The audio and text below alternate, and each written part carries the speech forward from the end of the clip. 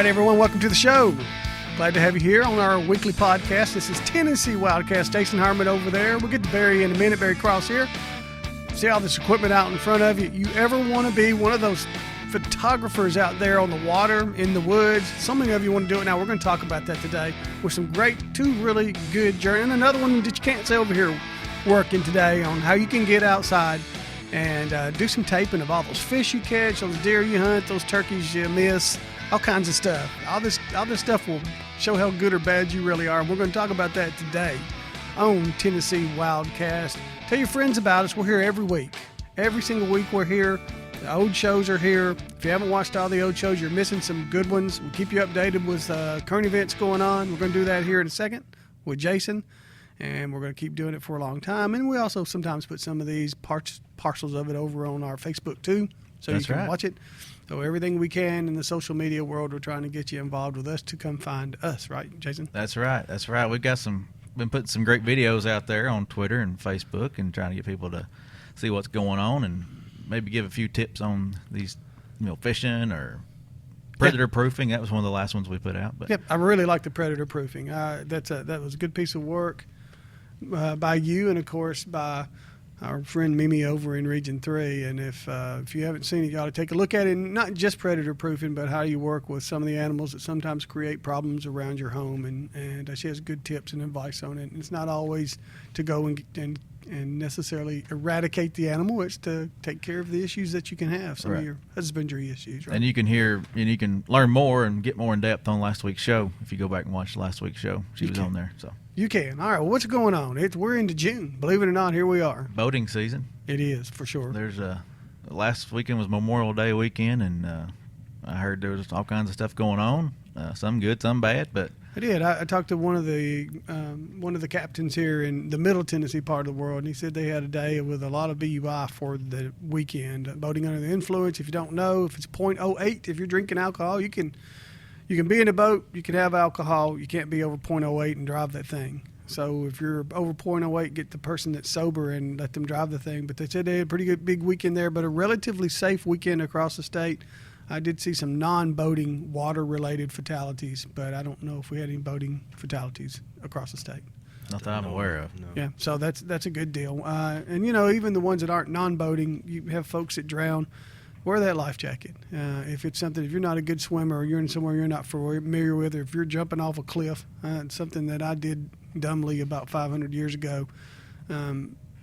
Just don't, really. If you don't have to, just be safe. And just, if you're going to drink, don't drive. Exactly. That is exactly right. June 11th coming up. What is that big day?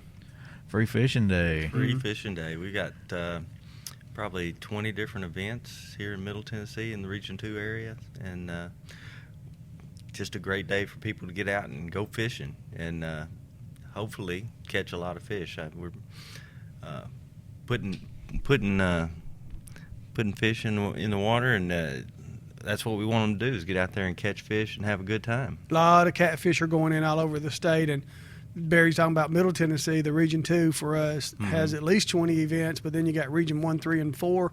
All of them probably have at least that many. Some might have a few more. All listed on our website at tnwildlife.org on the Outdoors calendar right at the top of the page. Click on it, and you'll find them all. And there's also a bunch going on the weekend before Free Fishing Day. This show will air before that, June 4th. It's not a Free Fishing Day, but for some reason a lot of people would pick that day to have events, so check it out. Correct me if I'm wrong. Isn't there a free fishing week? There is. If you're a certain age, it's not for adults. It's for those. Check the guide just to double check me, but I think it's under 16. During the week it's for them, but the Free Fishing Day is that Saturday for everybody. And I do want to remind everyone too, those Free Fishing Day events are for kids mostly, but when they leave, and some of them are only 2 or 3 hours long, a lot of those catfish are still there where those kids left them, and you can go fishing for them. Yep. So, I mean, what else? Anything else going on? Let's move on to tag board. It's growing and getting bigger and better every week. We're seeing more entries, more posts. But let me cut to the screen, and for you folks that are watching at home, here was a post from I can't see his name right now, but anyway, a guy posted so long turkey season until next year. So anyway, a few shots from his season. His got a couple of birds there. Looks like Gave us a collage. Yeah. How about that? And then the other photo is from our #TN Wildlife, and there's a deer over in Radnor Lake. Yep, and let me tell you that that's in velvet, but that velvet has broke the hairline. That's right. So if you saw that deer out in the deer season, That's one of two that's right a buck. there. That's one of two. All right, doesn't matter whether it's in velvet or not. So we had somebody ask us that the other day. Does it matter? Yes, it matters. If it gets above that hairline, velvet or not, it's a buck. Yep. And that show is still out there too. If you watch Chuck Yost, we had a lot of folks watch that program and have Chuck Yost explain again the deer seasons and the big game seasons. Just look on the site and you'll find him, and Chuck's a good interview too. I'd say before too long, when it gets closer to season, we'll revisit those issues and make sure everybody knows. We'll be talking a lot. Make sure everybody knows what's going on. And we didn't even hit everything. No. We got a lot to discuss between now and the fall. We got a long way, but we're going to do that. Anyway, what else, Jason, before we get to the main reason we're here today? Well, thought we'd see what Barry's got in Region 2, if anything's going on that we want to let people know about in his region. Right now, we're just ramping up for Free Fishing Day, and we're promoting safe boating. And right now, that's what we've got going on. Our officers have been out patrolling. They've been going to events, educating, and that's what we're trying to promote as heavily as we can is safe boating. Wear your life jacket. Common sense on the water. The wear your life jacket, I've been talking about it, I guess, for 30 years, and it's that cliche thing that people almost don't want to hear, but I promise you, if you wear that life jacket, your chance of coming home are so much greater than what they would have been. And don't think you can't have an accident. We posted just this week a video that Jason shot of two of our wildlife officers over in the eastern part of the state. You don't get any safer than these guys who know what they're doing on the water, but they're wearing their life jackets, hit something on the water. Next thing you know, they're both in the water, and their life jackets save them. Yeah. And that video's out there. Just a small log, and it caught the motor just right, the prop, and flipped the boat. And that's right. And the thing is, if you're not going to wear it for you, wear it for your family, because they're the ones that have to wait on you by the water side while people look for your body. So keep that in mind. If nothing else gets to you, wear your life jacket. Yep. It's easy. And truly, they've made it so easy to wear a life jacket nowadays. Fishermen, if you want to wear the suspenders, it's unrestricting. If you want to wear a belt pack and take your shirt off and get that suntan, you can do that. I mean, there's no real good reason not to wear one. People say, oh, it's hot, it's this or that. They've made them so non-restrictive now. You can wear one and you don't even know you got it on. And I think the price is coming down on some of those inflatable jackets now too. But what's your life worth to you anyway? So make a great present for somebody that you love too. All right, we got a ton of stuff out here. We got these two guys. They can shoot great video. They're good communicators. Todd over here, he's working the board, an excellent communicator also. So we got three guys in here, two that you can see, and a whole big old table full of stuff. We want you to consider going out and shooting a lot of video, and we have a platform for you, TWRA.TV. If you want to put it out there, you can get on there for free and put your stuff out there and have your own outdoor show. It's a really neat thing. But if you never do that, if you just want to put it on your hard drive right there in your home so you can watch it with your family, these guys are going to give you some ideas of how to do it and make it easy. And from real good equipment to your iPhone, right? Well, I mean, you look at all this stuff. You don't have to have all this stuff. Really, for me, I've been doing this for a long time, and sometimes I'm better than others, but just on my own personal hunts and my own personal fishing trips, going out and just getting video of it adds an element other than just the normal. You know what I mean? It's not just the hunt anymore. It's not just going out and catching a fish. Now I caught it on camera, and that makes it even better for me. So, and I think a lot of people would realize that if they could bring it home and show it to, the wife and the kids. Okay, well, let me tell you, Barry Cross he's a videographer here at TWRA, but he shot for the Wildside television show for some 15 years or so, and before that was at Channel 2 in Nashville, shooting news, and of course Jason's been shooting years for the agency and has shot some freelance stuff, of course, a lot of things like that, and so both of them are very experienced with their camera. Todd too. Todd's been all over the place, over in California and here, and but all these guys have shot for a long, long time, so they've got good experience and can give you some good ideas. And I was saying before we got started that it could be as easy as this right here, right? Yeah, that right there is a great tool, because I've got a 4-year-old, and we've been fishing, and I take pictures and video him all the time with my phone, and I can send it to the grandparents, and they love to see what's going on. When you can't be with your family, you can send them the imagery you're capturing with the phone, and the phone takes great pictures, great video that you can then edit if you want to and make your own show. Just it's that easy. Is editing software inexpensive and easy to find these days? Can you get it free online? Well, some of it's expensive. Some of it's you can find some free stuff out there if you search hard enough. And a lot of like Windows computers come with Movie Maker, I believe, and that's a way to get started. If you own a Mac computer, it comes with iMovie. That's what I use. Yeah, I like it a lot. So there's that, and then there's the professional side of things, or more high-end software that you can buy. But name one or two of those, just in case there might be some folks out there who want to get really serious. Well, you got Final Cut's got Final Cut Pro, and then you've got Adobe's got Adobe Premiere. And there was another piece of software, and I'm going to reference this article here a little bit later and talk about some boating stuff, but it referenced a piece of software called Movica. Movica? Okay. I'm not familiar with that, but I think it's a PC-based software. Okay. So that's something that you might research. I hadn't looked into that yet, but that's another piece of software that's out there. You got to have the editing stuff though if you're going to get there eventually, right? If you're going to make a story somehow or another, you got to have the editing stuff. But what's the stuff you shoot with outside of this camera?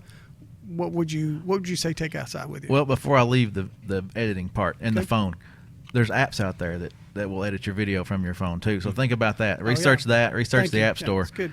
And you can edit the video from your phone with your phone.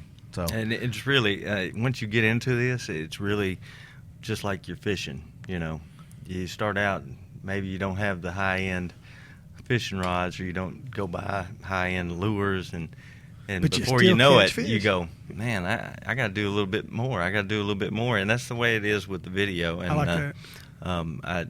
I mean, you start, and then you want to build, and you want to build, and you want to build, and that's that. It's something you can grow into, just like anything else. Okay. What's some of the small things you can start with? I know you've got I've seen a GoPro around here and a Session. Is it called a Session, Jason? Is that?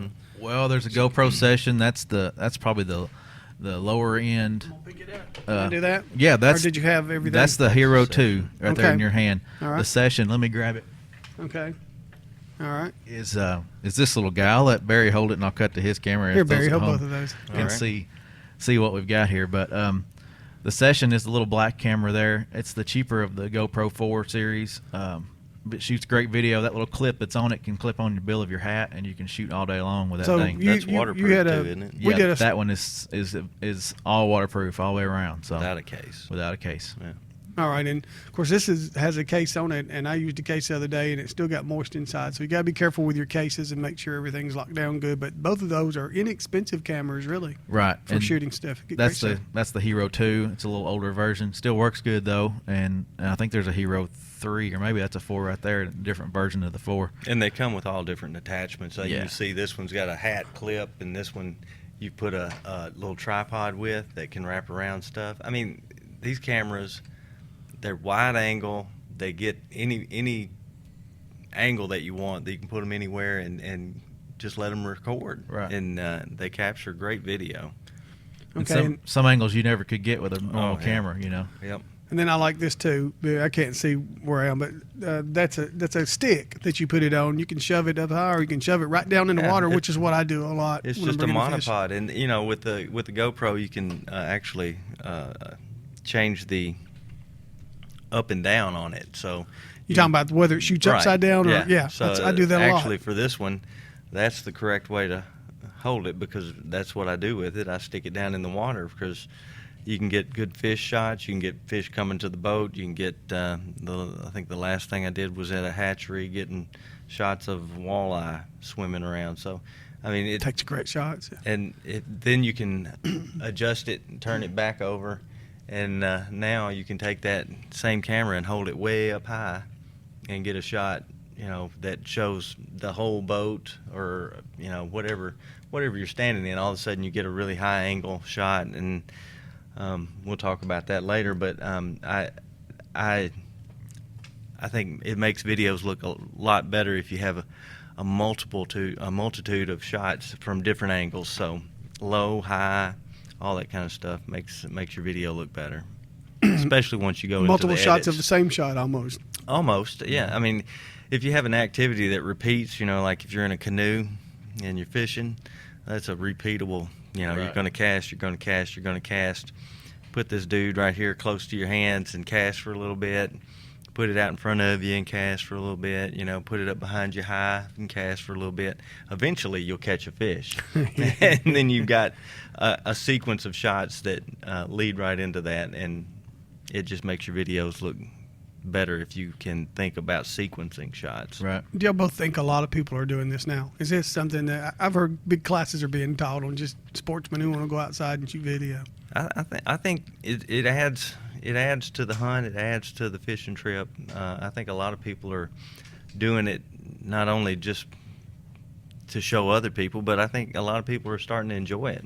Yeah. And there are companies out there that are tailoring to the hunter and the fisherman, with camo wrapped cameras and things like that. There's a company out there that I know of, at least one, that tailors to the outdoor photographer, videographer. Okay. All right. What about there's the cameras we're using to shoot this show? Not extremely expensive cameras that are sitting around, but these same cameras they're so much better than cameras were 20 years ago, and we call them these cheap, right? Right. $200 or $300, and they shoot 1080i, right? Yeah.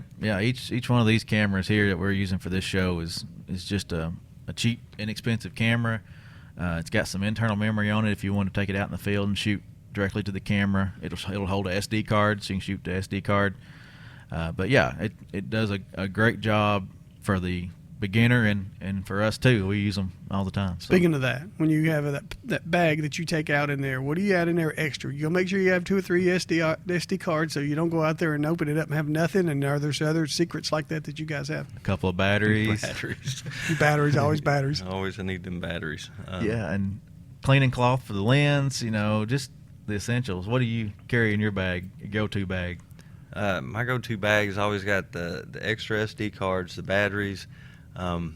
Sometimes I don't have an SD cloth, but I got a T-shirt, and make sure it's cotton. Right? Yeah, cotton shirt, and but other than that, something to keep that camera steady. And it's not important if you're shooting something up close, but if I'm on a turkey hunt or I'm on a deer hunt, you got to have something to hold the camera. That's a great tip, or else it's going to do this whole time. Right, and it's very distracting if you've got video that is constantly just jittering. And so you see right here, you've got a camera arm for putting on a stand. Yeah, that'll mount to a tree stand. Yeah, and that in a tree. That is a wonderful thing, especially if you're going to shoot it yourself. If you're doing like a solo hunt, you can put that on the tree and hold it up a little higher, Barry. Your camera's there, and you don't have to think about it. You don't have to look at it until something starts happening, and then it's there. You can move it. You can do little pan and tilts with it, and it's more steady than you're going to be with just your hands. Plus, once you get your camera set, then you can pick your bow up and get ready for the shot, and hopefully just let it roll. Hopefully, just the deer doesn't walk out of the shot. But that is handy. Like that monopod right there for that GoPro is handy to keep that camera steady, because these little cameras, you can hold them like that. Boy, you're going to be shaking all over the place. You find out how much But pause if you put that thing there on your leg right there, yeah, it's a whole lot more steady than it was before, just because you got 2 points of contact.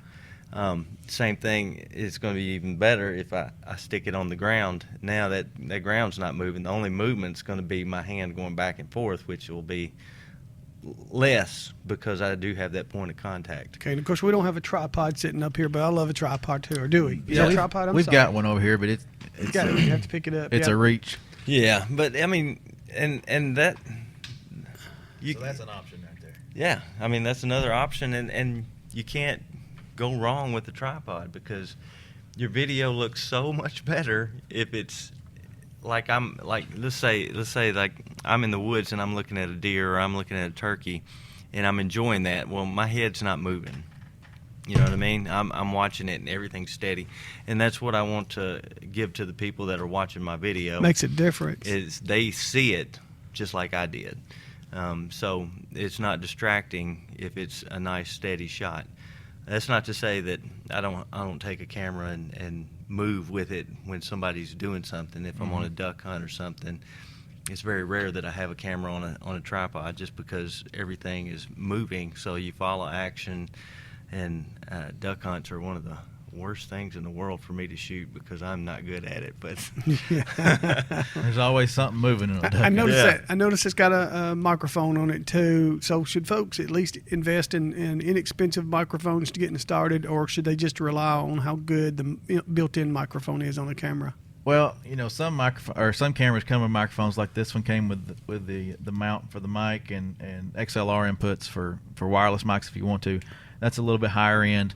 But yeah, if you're buying some of these smaller cameras that just have the internal mics, you can upgrade to a mic that mounts on the shoe of the camera on top of the camera, a little shotgun. It'll pick up the sound better. It's got a filter on it, so it'll sound better. And yeah, I mean, I would invest in one if you go with the cheaper camera. It'll make your shots or make your audio a lot better. And I notice a lot of the cameras we shoot anyway are not interchangeable lenses. Barry, you shot for the wild side. I think you could change your lenses out. Depends on whether you're shooting an $80,000 camera or a $3,000 camera, right? Yeah, and then this option. I'm sorry. Go ahead. Well, a lot of people are familiar with DSLRs, and these cameras you can change lenses out. And you probably want. If you're going to go this route, you probably want a couple of different lenses, a long lens and a lens like this. Is that a good option? That's what I should ask, because I'm thinking of the old style video cameras, which we're shooting here, which I still love when I'm shooting video, but this pretty good. It doesn't take. I mean, it takes great video, and it is a good option if you're wanting to just shoot video. For me personally, if I was going to go out and I was going to shoot my own hunt, a couple GoPros, and one of these cameras like what we're shooting with here, just small, inexpensive video camera. Just because that is automatic. Yeah. This right here takes a little bit of manipulation. Focus. You gotta stay on it. But that one, like these small. What do we call them? Handycams. Handycams. They are automatic, and they will adjust the iris. They will, adjust focus, even. So that might be a good route to go if you're. It goes back to what you said from the beginning. You'll work your way into what you eventually become. And if you move up to where now you and I are going to go hunting, and one of us is going to hunt and one of us is going to shoot, then something like this may be an option. Yeah. But still, again, a camera like this is a good option, because some of these actually come with pretty decent zoom. I think I've seen them with a 20x zoom, which will actually get you on out there. But let's say we're doing a fishing show, this 10x zoom will be just fine. Yeah. And it does a lot of auto features too, if you wanted to go that route. So if you got to think, am I going to buy this camera mostly to hunt deer and turkey, or am I going to buy this camera mostly to catch bass and crappie? And two, do I want to take still pictures? Because these take excellent still pictures. So if you got a little bit of a zoom and you can snap a picture whenever you want to, it's just what are you looking to do? You're right. And so outside of that, start thinking about how I'm going to put a story together or my hunt together. Think about different shots that you get in the woods, because you want to build the scene. You want to have that texture to your video. I like to call it, because if I go sit in the woods and I'm waiting on the turkeys to start gobbling, and it's starting to get daylight, and I've got little Tweety birds flying around. Well, if I get a shot that's got a Tweety bird flitting through it, and then I hear Tweety birds starting to sing, and then a turkey gobbles off in the distance. Well, I just got a shot. Now I'm over to another shot, because that was good, but now I want to see a sunrise. So you just build the morning just like you saw it, but you build it with video and walking in, walking out. And setting up a decoy, or I think every different shot helps you build that scene, especially once you get into an iMovie or something like that, and you start changing different shots and putting it together. Another thing that I always tell people, especially with a camera like this, is to stay away from the zoom. And what I mean by that is people get infatuated with a zoom on a camera, and it's like, okay, I'm going to zoom in, I'm going to focus on Doug, now I'm going to zoom back out. Well, I still haven't got a shot because all I got is zoom in. So you see a deer and you go zoom into the deer, and then you're there 2 seconds and you zoom in back out, and you never get anything but really a wide shot out of it because you're not leaving it alone. So stay away from the zoom as much as you can. And if you go to a shot, let's say you zoom in, hold that shot. Because if you are going to edit that video, hold that shot for 10 seconds. And now you've got a nice little shot that you can dissolve into and dissolve out of. So it's things like that you got to consider how you're going to shoot something and put it together. So, do you always plan before you go? You already got a story in mind before you go, or do you let what's happening there create the story for you? Well, if I'm doing a deer hunt or something like that, depends on who I'm hunting with. If it's just a straight deer hunt, then yeah, it's just a hunt. If I like working here, if I'm going out to say like I did a thing on Flintville Hatchery, I didn't know anything about Flintville Hatchery when I went, and I'm being honest because I just knew it was an old hatchery and they were doing some winter trout stocking, so that was the story. But I got there, and Jeff Sanders started telling me, this is how many fish we do a year. This is how we do this, and that's what I wanted to show was how they are doing it and why. And so you got to listen to the interview that you get and what they're talking about. Make sure you got shots that will cover what they're talking about, and it just for me, if I can take somebody's story, put it to video, and somebody can watch it and come away with, oh, that's how they do that. Mm-hmm. Then I've done a successful and I story. think that's a good tip. I think if you're someone who's going to get out and start shooting stuff, spend some time watching good video, find that show or the website or whatever, and watch what people like Barry have done or Todd's done or Jason's done. And you can see a lot of Barry stuff out on the TWRA Region 2 Facebook and on the statewide Facebook. I'm trying to get Barry to put everything on the statewide Facebook, but he's got the regional, and the same with these two guys here. Jason's putting a lot of stuff on the top of our our website, tnwildlife.org. There's a little slide that goes across, and that's how some of you found this show. And you can watch videos out there, but see how these guys put their stuff together.